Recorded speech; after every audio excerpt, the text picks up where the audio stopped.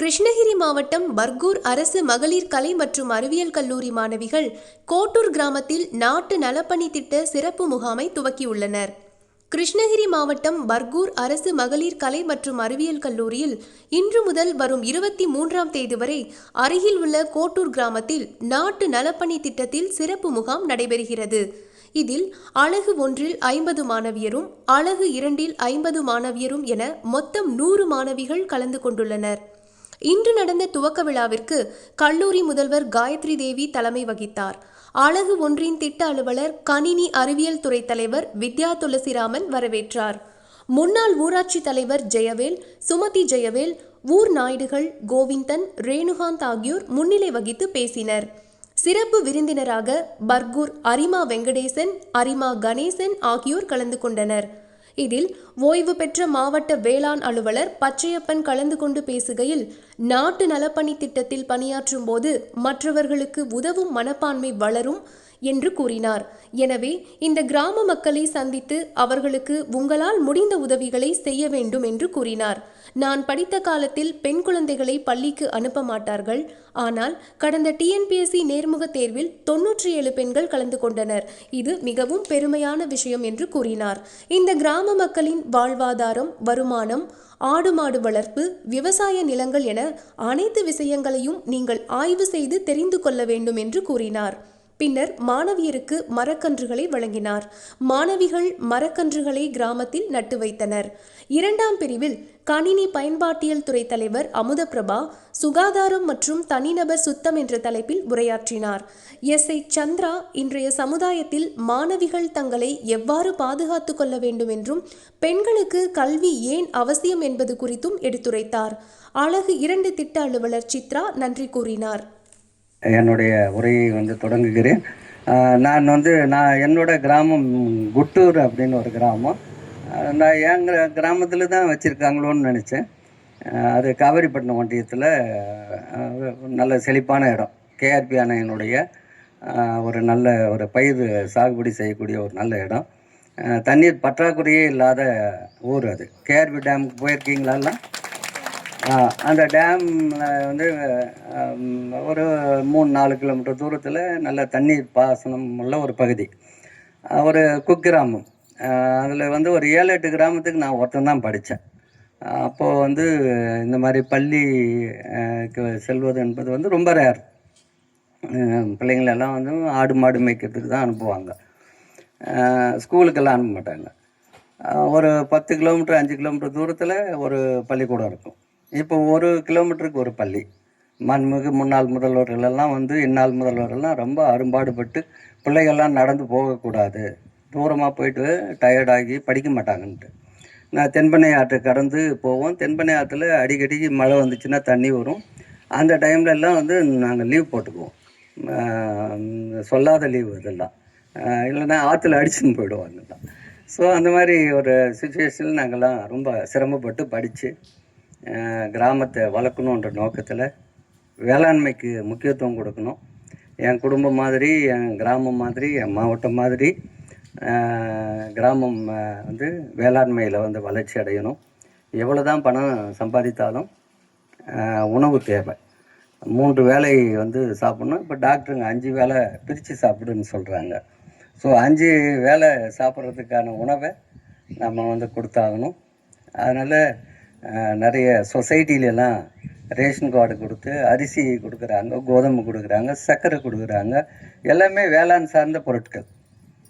அது இல்லைன்னா மனித வாழ்க்கை இல்லாமல் போயிடுமோ அப்படின்னு பயந்து தான் நான் பிஎஸ்சி அக்ரிகல்ச்சர் படிக்கணுன்ற ஆர்வத்தில் சின்ன வயசுலேருந்தே வேளாண்மையை அதிகரிக்கணும், உணவு தானியம் உற்பத்தியை அதிகரிக்கணும் என்ற நோக்கத்தில் கஷ்டப்பட்டு படித்து கல்லூரிக்கு சென்று அங்கே கல்லூரியில் சேரும் பொழுது எனக்கு உங்கள் மாதிரி ஒரு சர்வீஸ் பண்ணுற ஒரு வாய்ப்பு எங்களுக்கு என்எஸ்எஸ் கோஆர்டினேட்டர்ஸ் எங்களுக்கு கொடுத்தாங்க. அவங்க எங்கள் காலேஜ் ப்ரொஃபஸர் தான்.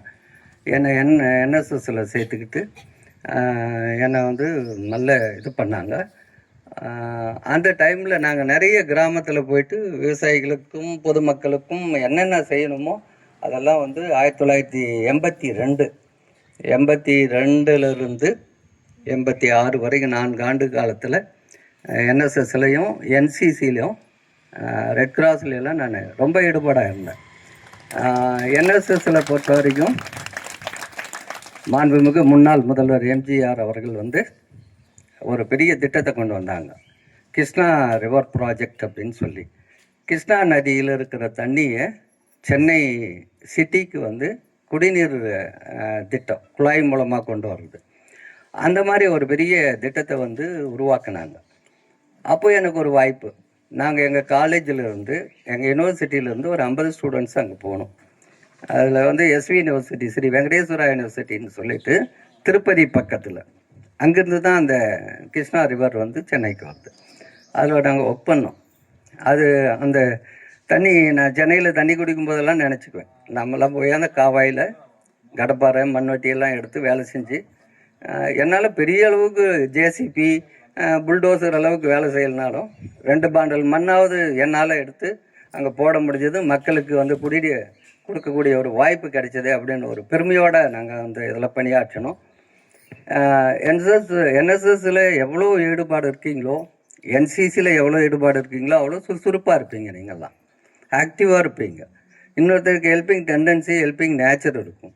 நான் கிட்டத்தட்ட இந்த 2004 பிரியும் போது வெங்கட்ராம் சர்மா கலெக்டர் இருந்தாங்க, சந்தோஷ் பாபு இருந்தார், 3வது கலெக்டர் சண்முகம், அருண் ராய், பூஜா குல்கர்னி, டிபி ராஜேஷ், எல்லாருக்கும் நான் கலெக்டருக்கு பிஏ வரேன்.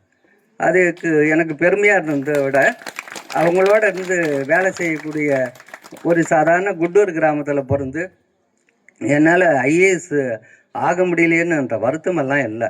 எனக்கு வந்து விவசாயம்னு இருந்தேன். அந்த துறையில் மிகப்பெரிய பதவிக்கு போகணும்னு ஆசைப்பட்டேன். ஊட்டியில் 1986 காலேஜ் முடித்த உடனே போஸ்டிங்ஸு உதகமண்டலம் மாவட்டத்தில் ஒர்க் பண்ணிவிட்டு மாநிலத்தில் கிட்டத்தட்ட பாதி டிஸ்ட்ரிக்டில் ஒர்க் பண்ணேன்.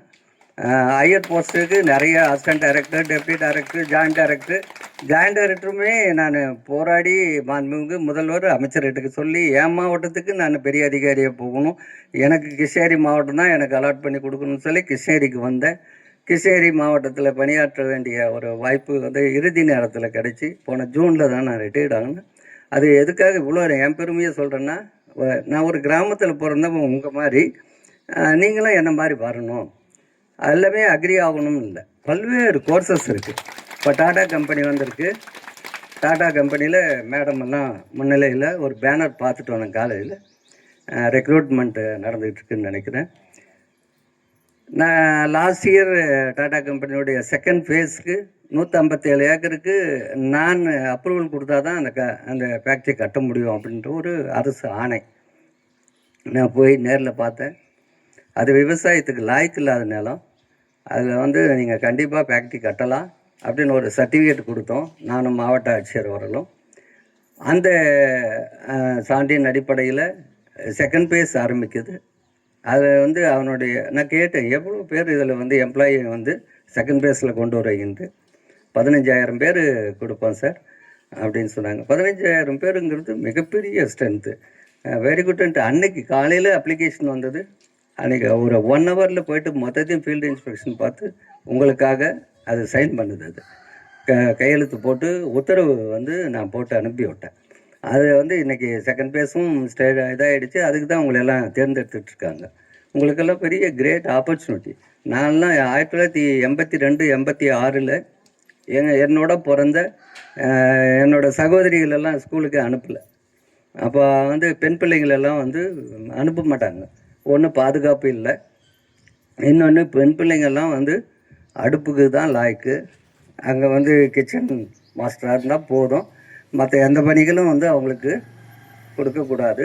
குழந்தை பெற்றுக்கணும், குழந்தைய வளர்க்கணும், இப்படி இருந்தது. நான் வந்து ஜாயின் பண்ணும்போது லேடிஸ் வந்து ரொம்ப ரொம்ப கம்மி.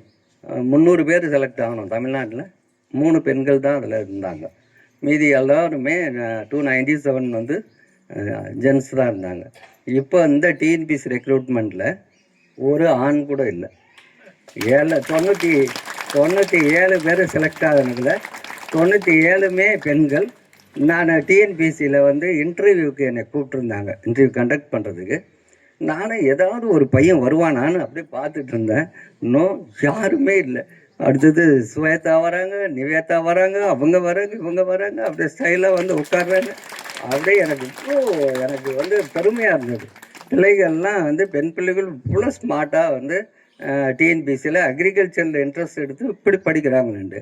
கோயம்புத்தூர் வேளாண் பல்கலைக்கழகத்தில் பெண்களே இல்லாத ஒரு பல்கலைக்கழகமாக இருந்தது. இப்போ வந்து ஆண்களே இல்லாத பல்கலைக்கழகமாக மாறிடுச்சு. ஸோ அந்த அளவுக்கு நீங்கள்லாம் படிச்சுட்டு இருக்கீங்க. அதுக்கு எல்லாம் எங்கள் பிரின்சிபல் மேடம் மாதிரியும் எங்கள் ப்ரொஃபஸர்ஸ் மாதிரியும் சொல்லிக் கொடுங்க. எனக்கு பெண் டீச்சர்ஸுங்க வந்து நாங்கள் படிக்கிற +2ல் இல்லை. இப்போ எல்லா டீச்சர்ஸுமே வந்து பிஜி அசிஸ்டண்ட் செலெக்ஷனில் போய் பார்த்தீங்கன்னா செலெக்ஷன் போர்டில் எல்லாமே லேடிஸ் இருக்கீங்க. So very proud of you. ரொம்ப அழகாக படிக்கிறீங்க. என் குடும்பம் மட்டும் இல்லாமல் எங்கள் வில்லேஜில் இப்போது நேற்று ஒரு தம்பி எங்கள் வில்லேஜுக்கு மட்டும் ஒரு வாட்ஸ்அப் குரூப் ஆரம்பிச்சிருக்கேன். ஒரு பையன் வந்து பிஜி நான் வந்து இது கிராஜுவேஷனில் கலந்து ஸ்கூலுக்கு 2 பேரும் பிள்ளைகளை போய் பிடிச்சி தூக்கிட்டு வருவாங்க. அவன் உதச்சிக்கிட்டு இருப்பான். அவன் ஒரு சாக்லேட்டு, ஒரு கம்பர்கட்டு, ஒரு மிட்டாய், சோப்பு மிட்டாய் இருக்கும். அந்த மிட்டாயெல்லாம் கொடுத்து எங்களெல்லாம் ஆசை காட்டி பிடிச்சின்னு வருவாங்க. நாங்கள் உடனே எங்கள் தாத்தா வந்து அடித்து எறும்பு மேய்க்கிறதுக்கு ஆள் இல்லாமல் போயிடுவோம். மாடு மேய்க்கிறதுக்கு ஆள் இல்லைன்னு என்னை மறுபடியும் வாத்தியார் 2 அடி போட்டுட்டு டீச்சர் அடி வாங்குவாங்க. வாத்தியார் அடி வாங்கிக்கிட்டு பேரனை தூக்கி போட்டுன்னு போயிடுவாங்க. மறுபடியும் போய் கூட்டிகிட்டு வருவோம். ஸோ என்னால் நான் மேலே வீடு இருக்கும். இந்த மாதிரி மோல்டு ஹவுஸ் எல்லாம் எங்கள் வில்லேஜில் அப்போல்லாம் இல்லை. எல்லாம் கூரை வீடுங்க. அதில் ஒரு அட்டன் ஒன்று இருக்கும். அந்த இதில் மேலே ஏறி போய் படுத்துக்கிட்டால் கண்டுபிடிக்க முடியாது. ஆமாம், மாட்டுக்கொட்டாயில் இப்போ பார்ப்பீங்க மேலே ஒரு சின்னதாக ஒரு அட்டங்கட்டி வச்சுருப்பாங்க. அதில் போய் படுத்துக்கிட்டு நாங்கள் அதில் போய் எடுத்துகிட்டு கோணி பைக்குள்ளே சொருகிக்கிட்டோம்னாக்கில் எந்த வாத்தியாரும் பிடிக்க முடியாது, எந்த பையனும் வந்து எங்களை கூட்டிகிட்டு போக முடியாது. அதுவும் இல்லாமல் அந்த 7 கிலோமீட்டர் நடந்து போய் படித்தோம் பாருங்கள். அந்த காலத்தில் நைட் கிளாஸ் எல்லாம் நடக்கும், டியூஷனெல்லாம். ரிட்டர்ன் போகும்போது நைட்டு ஃபஸ்ட் ஷோ விடுவாங்க. அப்போல்லாம் சினிமா வந்து ஃபஸ்ட் ஷோ ஒரு பாட்டு போடுவானுங்க. அந்த பாட்டு கேட்குறதுக்குள்ளே தென்பண்ணி ஆத்துட்டு நான் கிராஸ் பண்ணிடுவேன். அமாவாசை அன்னைக்கு அப்போல்லாம் வந்து வெளிச்சம் இல்லாத ஒரு லைட்டே கிடையாது. உண்மையாக எனக்கு வந்து +2 முடித்த பின்னாடி தான் என் வீட்டுக்கு கரண்ட்டு வந்துச்சு. நான் வந்து அந்த மண்ணெண்ணெய் அந்த விளக்கில் உட்காந்து படிச்சுக்கிட்டு இருப்பேன். எங்கள் பாட்டி ஒரு கொட்டாங்குச்சியில் ஊற்றி விடுவாங்க. அவ்வளோதான் லிமிட். அதுக்கு மேலே படிக்கக்கூடாது. 9 o'clock மேலே அது ஆஃப் ஆகிடும். அப்புறம் அந்த பழைய புக்ஸு அது இது ஒன்று இந்த சத்தையெல்லாம் வச்சுருப்போம். கொளுத்தி அதை வச்சு அந்த வெளிச்சத்தில் படிச்சுட்டு இருப்போம். ஸோ இந்த மாதிரி படிக்கக்கூடிய காலங்களில் உங்களுக்கு வீட்டுக்கு ஜனதா லைட்டுன்னு ஒன்று கொடுத்தாங்க. பஞ்சாயத்து தலைவருக்கெல்லாம் தெரியும். ஜனதா லைட்டுங்கிறது ஒரே ஒரு லைட்டு ஒரு வீட்டுக்கு. இப்போது எல்லா ரூமுக்கும் bedroom, double bedroom, attach bathroom. அப்புறம் இந்த டைமில் நான் படிக்கலையேன்னு வேலை வருத்தம். ஐயோ இவ்வளோ லைட்டு, தெரு லைட்டு கிடையாது அப்போல்லாம். ஏதோ தலைவருங்களாம் எங்கள் அப்பா எல்லாம் கூட பஞ்சாயத்து தலைவராக இருந்தாங்க. அப்பாவுக்கு கையெழுத்து போட கூட தெரியாது, படிக்காதவர். ஆனால் அப்பாவை வந்து தலைவராக்கணும்னு ஒரு வெளியில் அவரை தலைவராக்குனேன். பஞ்சாயத்து ஃபுல்லாக டெவலப் பண்ணேன்.